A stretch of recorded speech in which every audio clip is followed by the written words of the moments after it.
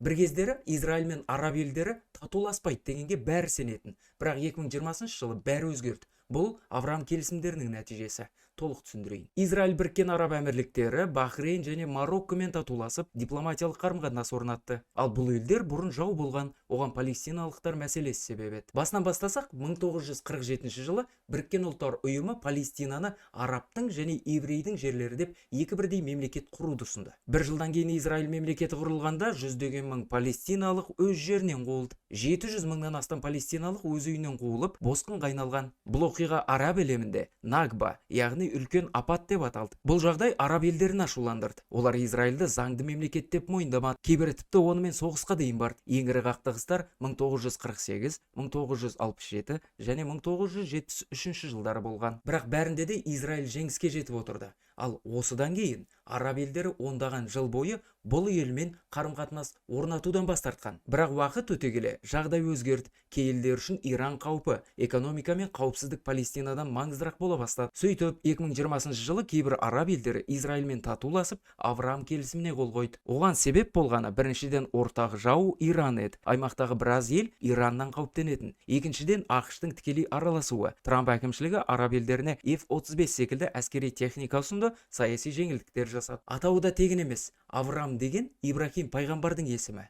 Бұл үш дінге де ортақ тұлға. Бұл келісім бейбітшілік діннен басталсын деген емеурін болған еді. Бірақ бәрібірде қол шапалақтай қойған жоқ. Палестина бұған қаралы күн деп баға берді. Хамас пен кейбір араб елдері бұл қадамды сатқындық деп қабылдады. Ал халық көбі бастапқыда қызығушылықпен қараған, бірақ уақыт өте келе қолдаушылар азайып кетті. Жалпы Авраам келісімдері Таяу Шығыстағы күштер балансын өзгерткен қадам. Сауда артып, туризм дамыды. Алайда Палестина мәселесі шешілмейінше Авраам келісімдері толыққанды Таяу Шығысқа бейбітшілік әкеле алмайтын сияқты. Сіз қалай ойлайсыз? Видео ұнаса арнаға жазыла кетіңіз, лайк басып қойыңыз.